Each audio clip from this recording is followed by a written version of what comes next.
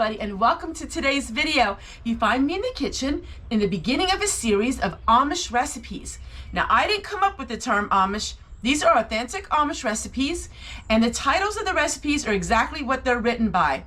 So they're very unusual titles you're going to start seeing, but they are Amish recipes from Amish women all across Pennsylvania. So the first recipe today is called Ham It Up Spaghetti. Let's get started. I have my electric knife. We're going to go ahead and cut up the ham in really small cubes. Now you can use turkey or you can use chicken.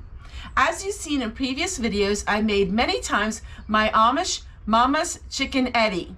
And that is a recipe that's been handed down from our family, our Mennonite families and the Amish families. But today it's different. It's going to be ham instead of chicken. But the recipe is almost exactly the same. We're going to go ahead and we're going to make some spaghetti, 1 pound of spaghetti noodles. The recipe you are going to find below in my description box written out, so you can copy and paste that and print it out for your own home use.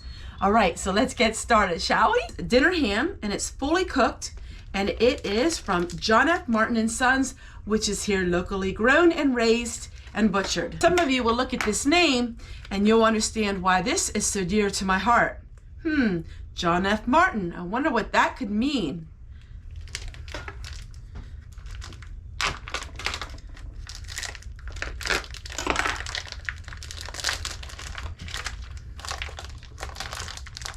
Using your electric knife really comes in handy. I use it for just about everything. It's so easy.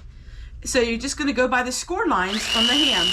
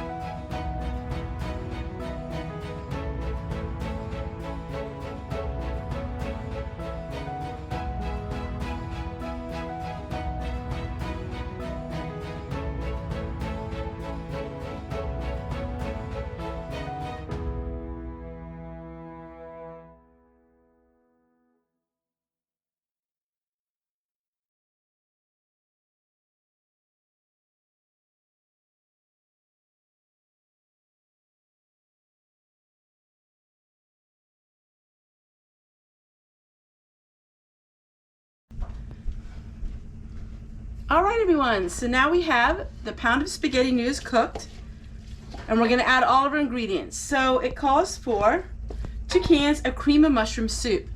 Now, a lot of these recipes call for cream of mushroom soup. That's how the recipes are written, and that's how I'm going to make them.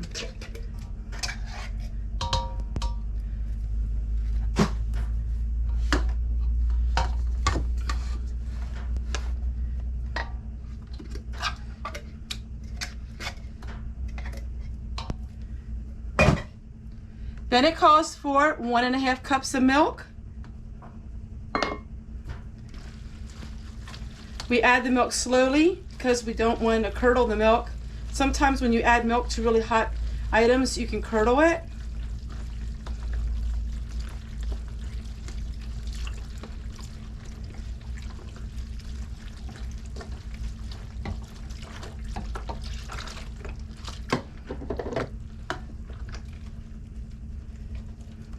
To that, we're going to add 2 cups of diced ham, or you can add chicken if you wish. Now, I'm not measuring things out, I'm just going by eye. I'm going to add a pack of peas because I want it to be a little more nutritious. So I'm adding 12 ounces of peas to mine.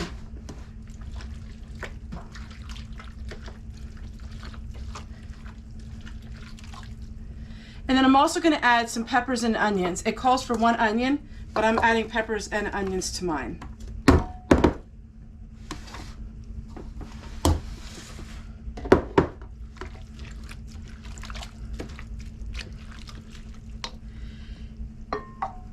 It calls for 2 cups of shredded cheese, and I have some leftover Velveeta, so we're going to use that.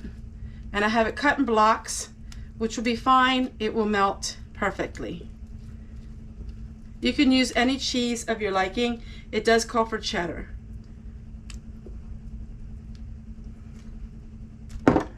A teaspoon of parsley and 2 tablespoons of Worcestershire sauce. That is the only seasoning it calls for. I would add salt and pepper when it's finished.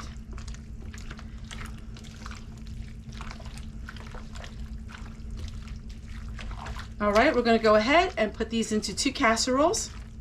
1 casserole will be for lunch, and the next one will go to my children.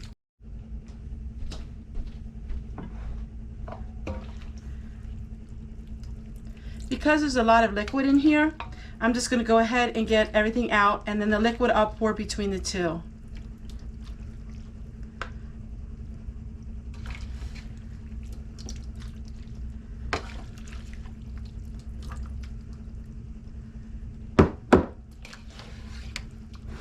I'm hoping I can get them both in here.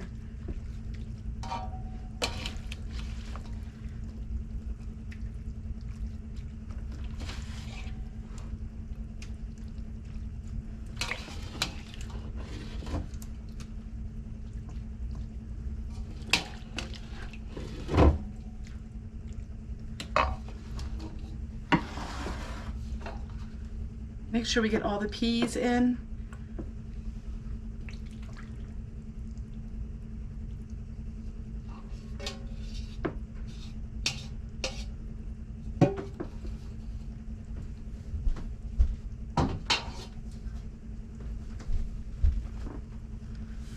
All right, and it says we are to bake them covered 375 for 15 minutes, then uncovered for 10 minutes. So 375 for 15 minutes, and I'll get back to you when it's all finished. I like meals like this because you have one for now and one for later. You could probably even freeze this. All this leftover ham, peppers, and onions. I'm gonna go ahead and we're gonna put these in freezer bags to freeze it for meals later. This would be great in broccoli casseroles, and there's a lot of other ham casseroles coming up here real soon. The Amish ate a lot of pork. Now I know a lot of people don't eat pork, but pork can usually be interchanged or exchanged for turkey or chicken. So any recipe that I make that has to do with pork, just substitute it for chicken or turkey. Even ground beef can be substituted instead of having all the ham.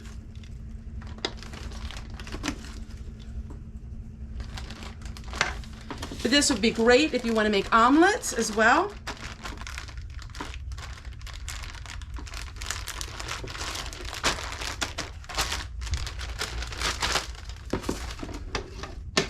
Everyone, it is finished.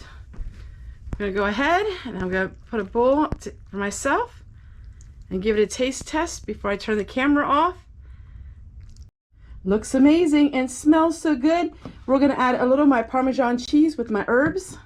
I mix Parmesan cheese and herbs together and put that on top.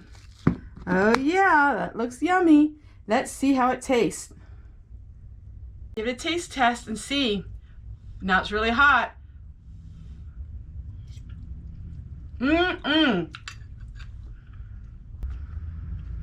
That is amazing.